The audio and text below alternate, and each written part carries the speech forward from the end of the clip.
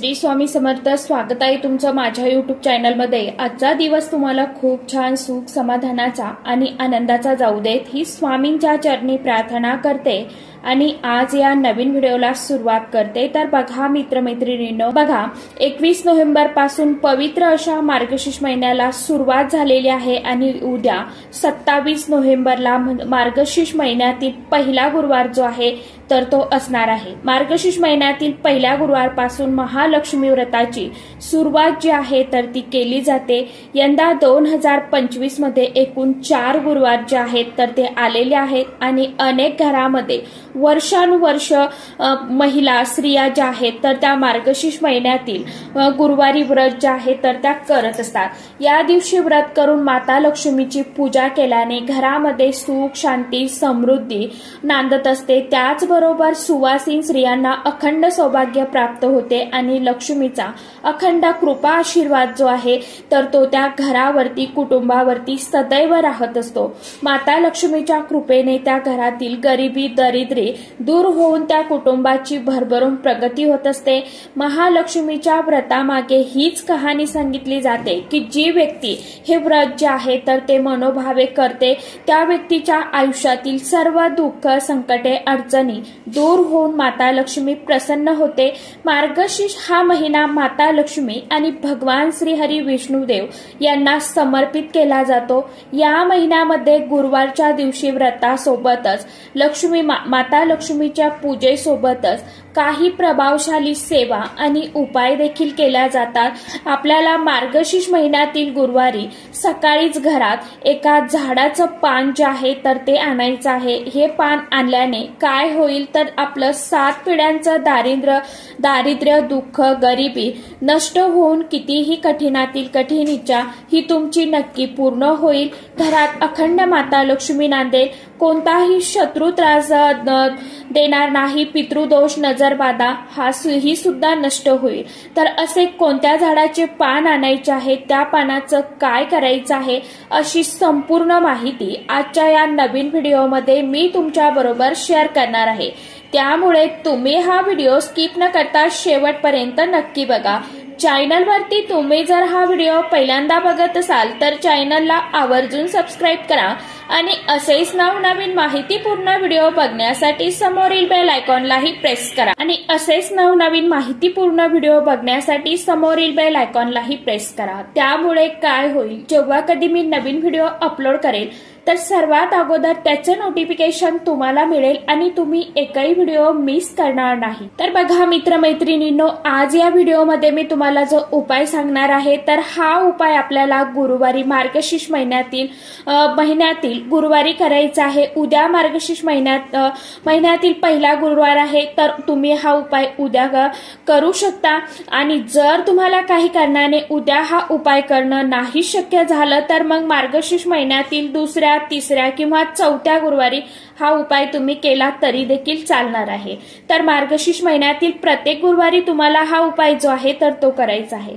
उपाय अतिशय छोटा आहे परंतु खूप म्हणजे प्रभावी आहे. हा उपाय जर आपण केला तर आपल्या घरामध्ये माता लक्ष्मी किंवा अखंड लक्ष्मी प्राप्ती आणि धन प्राप्ती होते.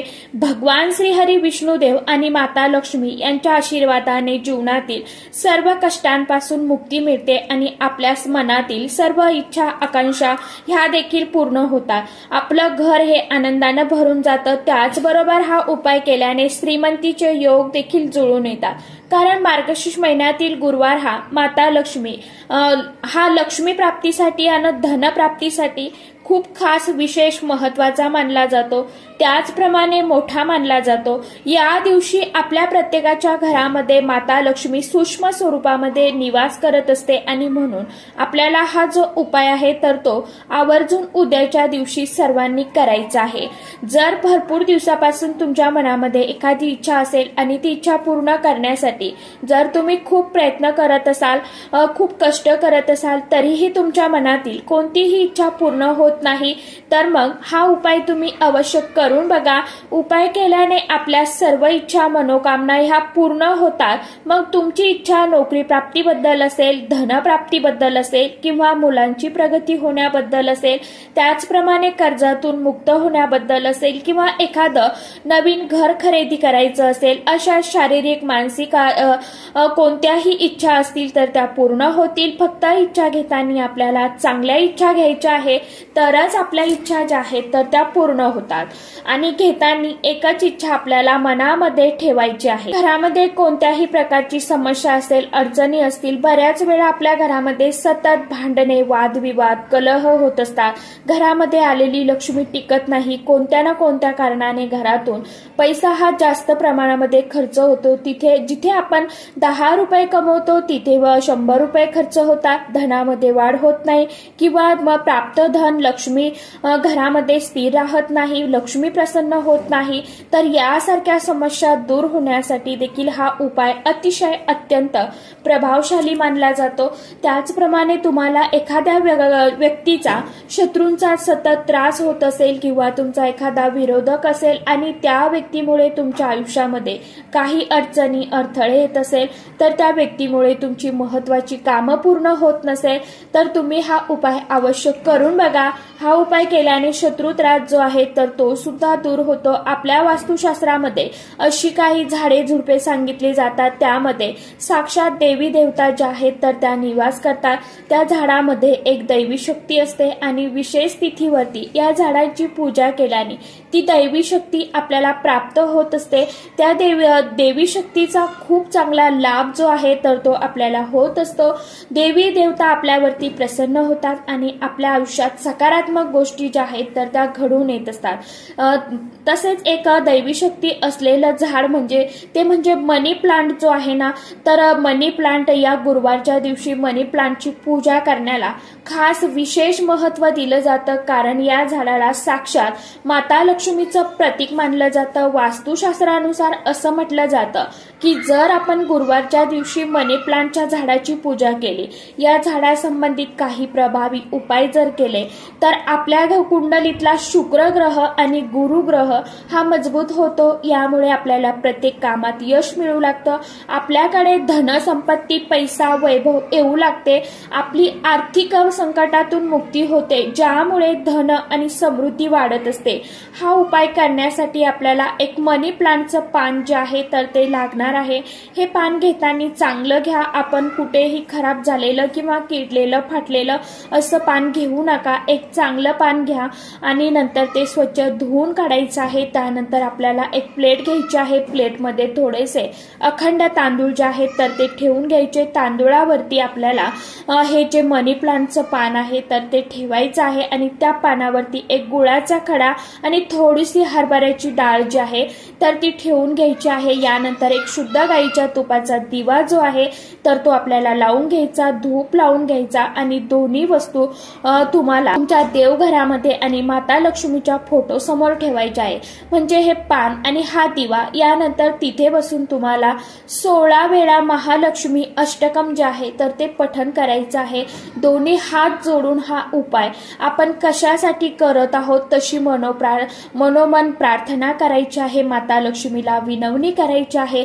एक वेळा ओम नमो भगवते वासुदेवाय नम या मंत्राचं आपल्याला पठण करायचं आहे. यानंतर हे पान आणि दिवा उचलून तुम्हाला तुमच्या घराच्या मुख्य जो मेन दरवाजा आहे तिथे घेऊन जायचा आहे. जेव्हा तुम्ही बाहेरून घरामध्ये प्रवेश करता, जी तुमची उजवी बाजू असणार आहे ना, तर त्या उजव्या बाजूला हे जे पान आहे तर ते ठेवायचं आहे. हा दिवा देखील तुम्हाला तिथेच ठेवायचा आहे.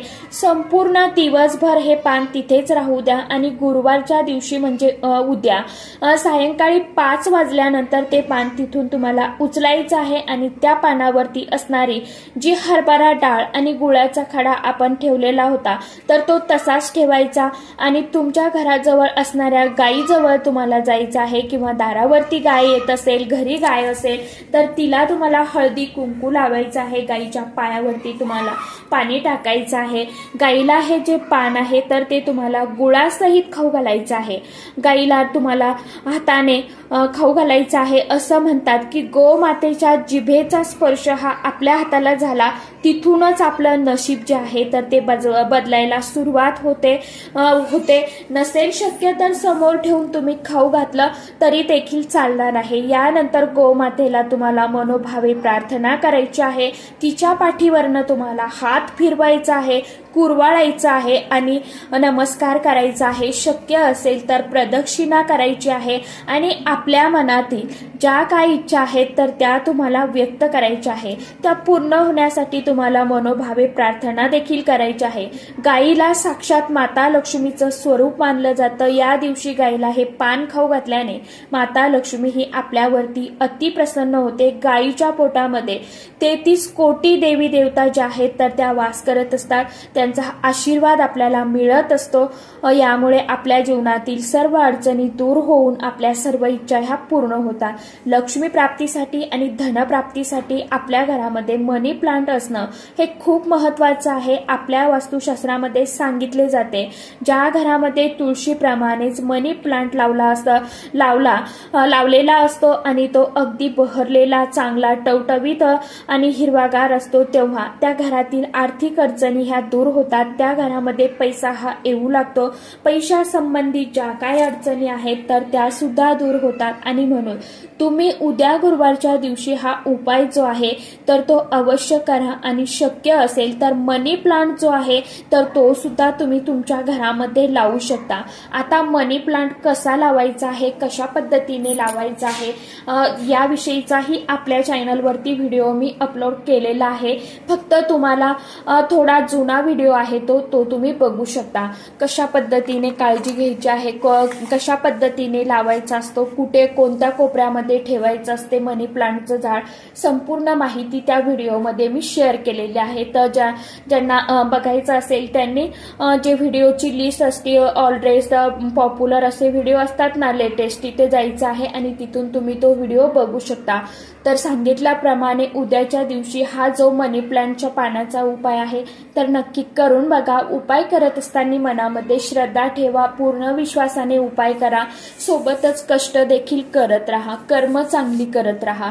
तर चला, आजच्या व्हिडिओमध्ये इतकीच माहिती होती. कशी वाटली नक्की सांगा. व्हिडिओ आवडला तर चॅनलला आवर्जून लाईक, शेअर, सबस्क्राईब जरूर करा. परत भेटूया नवीन माहितीसोबत, नवीन व्हिडिओसोबत. तोपर्यंत सर्व माझ्या यूट्यूब परिवाराला श्री स्वामी समर्थ.